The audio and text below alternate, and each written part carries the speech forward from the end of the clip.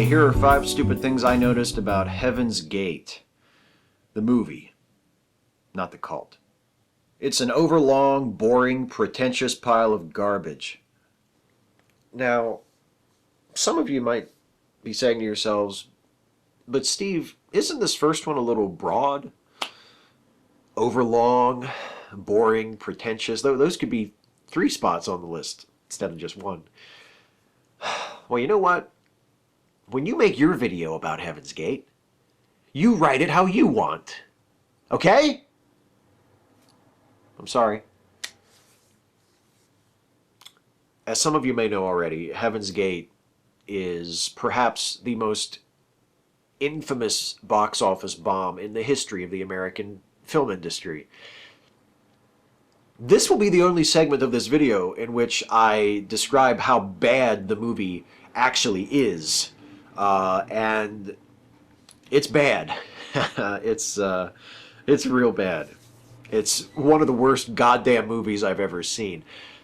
But the thing is, it's so bad that the rest of this video will be devoted to talking about some of the other ways that this unparalleled cinematic disaster fucked up the American film industry. For instance, let's just start with the fact that, yes, animals were harmed in the making of this motion picture. Ever wonder what the story is behind that "no animals were harmed" disclaimer that runs during the credits of most movies? Well, I'll tell you.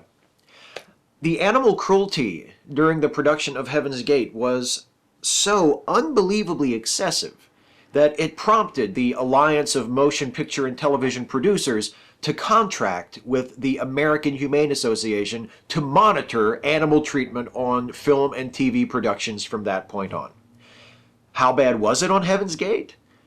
Well, 4 horses died, one of which was allegedly blown up with dynamite. Another horse was so badly injured that its owner sued the producers of the film. And there was an actual cockfight on the set, which is in the movie. So, it destroyed a major studio. Cockfights and exploding horses aside, the most obvious damage caused by the failure of Heaven's Gate was the end of United Artists, the studio that was founded in 1919 by Charlie Chaplin, Douglas Fairbanks, Mary Pickford, and D.W. Griffith. Heaven's Gate wound up costing 4 times its original budget, grossed only $3.5 million at the box office, and generated nothing but bad publicity. As a result, Transamerica, the company that owned United Artists, decided that it shouldn't be making movies ever again. So the studio was sold to the parent company of MGM, at which point it ceased to exist as an independent studio. But the damage didn't stop there. Heaven's Gate didn't just kill its studio, it killed its genre. It killed the Western.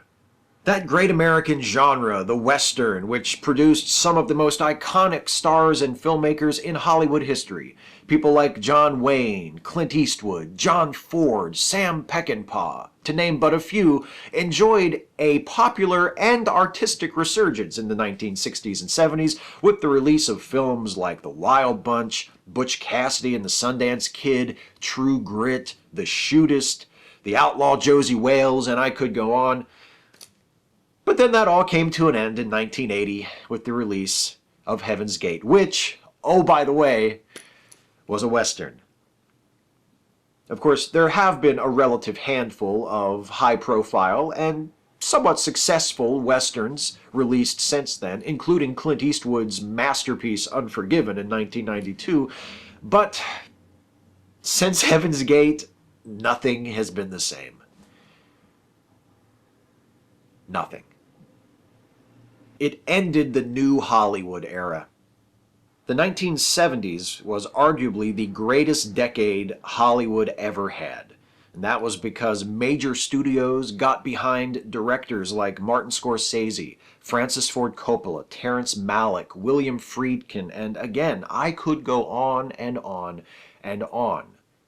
bold, brilliant, often young directors who wanted to make great art and were given the creative and financial freedom to try.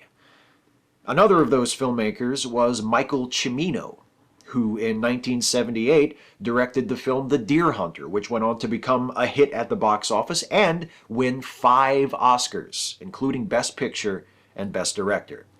The success of The Deer Hunter is what encouraged United Artists to give Cimino a blank check for his next project, an epic western titled Heaven's Gate. And now you know the rest. So the next time you find yourself lamenting the fact that Hollywood spends most of its money on sequels and prequels and remakes and reboots and big dumb action schlock, instead of more original, creative, thoughtful, artistic films, blame this guy. He directed Heaven's Gate. It's all his fault. The hardest part is only picking 5. Catch you next time. By the way, in case you didn't know, I co-host a movie review podcast with my buddy Jason Harding called Late Seating, and we just reviewed Heaven's Gate on a recent episode. So if you want to hear more about what a terrible movie Heaven's Gate is, you can listen to that episode of Late Seating and all the other episodes of Late Seating we've done and all the other episodes of all the other great podcasts that Jason does at LetMeListenPodcasts.com. Please go check that out. Thank you guys for watching this video. I hope you enjoyed it. If you did, please like it and share it and subscribe to this channel if you're not subbed already. And also, please consider helping me to make more videos like this one by supporting this channel through Patreon. You can go to patreon.com/Steve Shives to become a patron. Thanks for watching.